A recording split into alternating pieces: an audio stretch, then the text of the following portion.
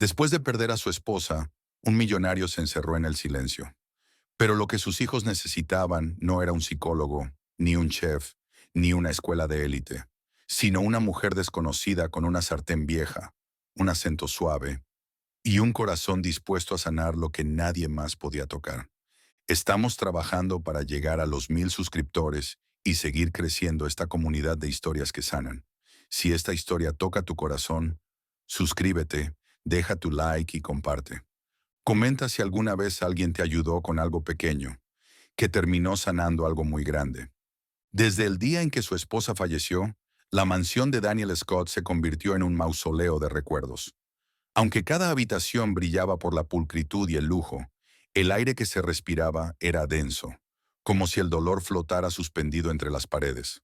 Lucas, de 8 años, y Ella, de apenas 5, se habían convertido en dos pequeños fantasmas que apenas hablaban. Su madre había sido el alma de esa casa, la que cocinaba con ellos, los arropaba por las noches y cantaba mientras preparaba la cena. Desde su partida, ni el olor a comida ni el sonido de la risa había vuelto a cruzar el umbral. Daniel, millonario hecho a sí mismo, creía que todo podía resolverse con recursos.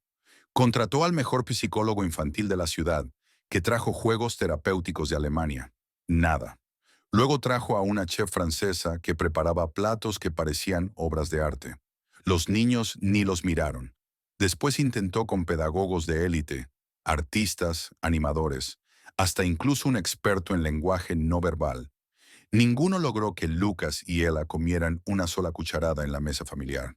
Las niñeras renunciaban una tras otra. Algunas lloraban al salir, otras simplemente se rendían. Daniel se convirtió en un espectador impotente de la tristeza de sus hijos, y la tristeza de sus hijos le recordaba cada día que él también había dejado de vivir. Una noche, agotado, tomó una tarjeta de una agencia que le había recomendado un jardinero. Nian. Nunca había escuchado hablar de ella, pero marcó el número.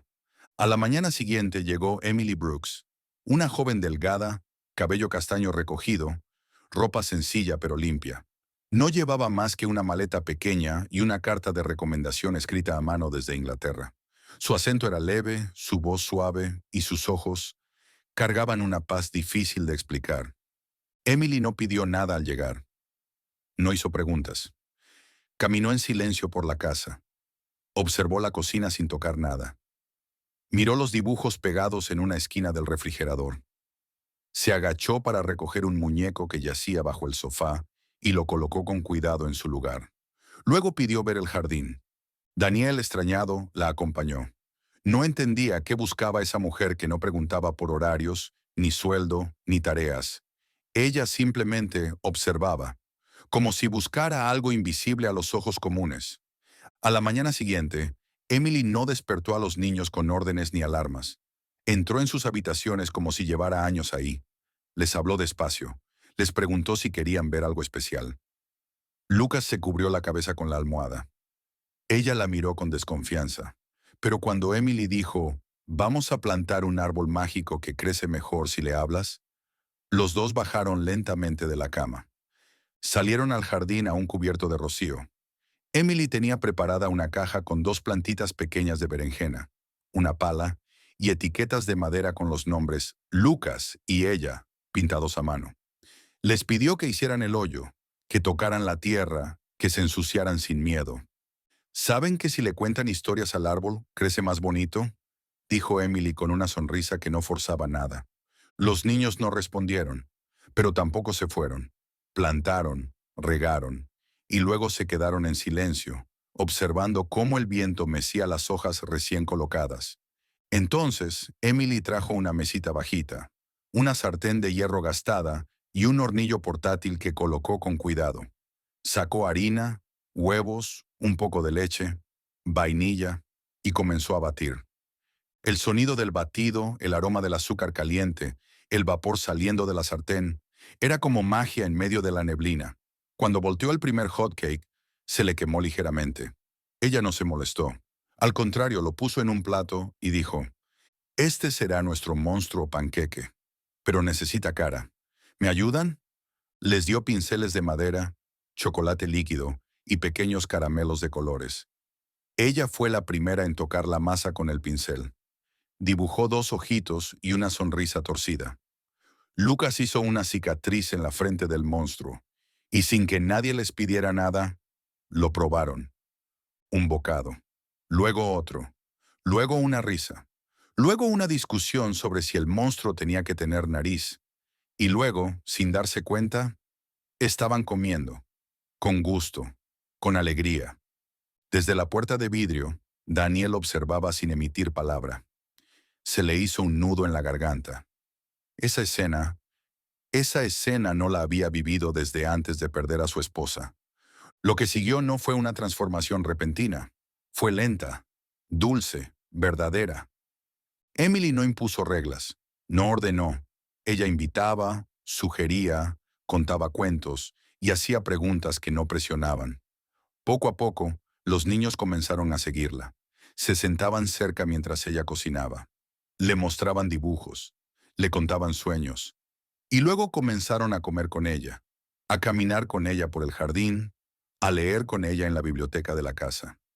Las tardes se llenaron de olor a pan, de chocolate caliente, de cuentos en voz alta.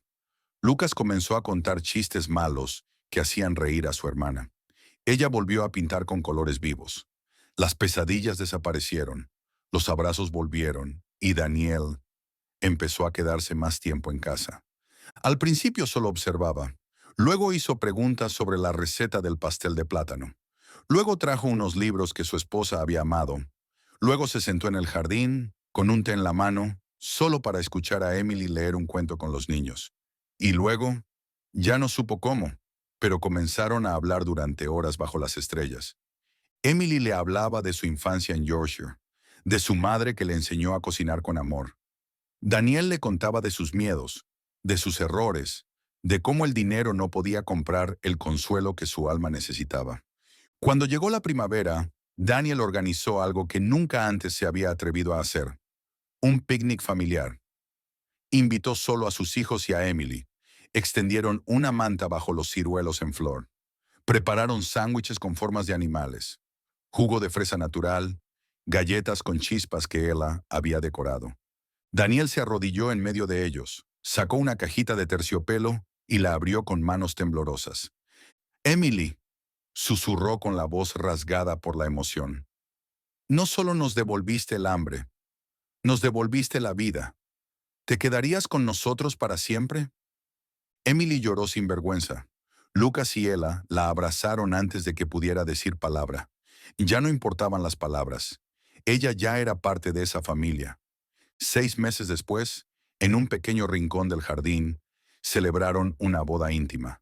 No hubo invitados, no hubo prensa, solo ellos, solo amor, una historia reconstruida con harina, tierra y paciencia. Hoy cada vez que el olor a hotcakes inunda la casa y los pájaros cantan entre las ramas del ciruelo, Lucas y Ella no llaman a Emily por su nombre. Ahora simplemente gritan desde la sala, «¡Mamá! ¿Puedo ponerle ojos de chocolate a mi monstruo panqueque?» Y en la repisa principal, entre libros viejos y juguetes recuperados, hay una foto. En ella, dos niños se abrazan. Un hombre besa a una mujer que sonríe. Y al fondo, muy tenue, un arbusto de berenjenas florece discretamente. Una foto como símbolo de cómo una mujer desconocida cambió por completo la historia de una familia rota. Si esta historia tocó tu corazón, califícala del 0 al 10 en los comentarios y no olvides suscribirte a Cicatrices del Alma, tu canal de historias que sanan el espíritu. Nos vemos pronto.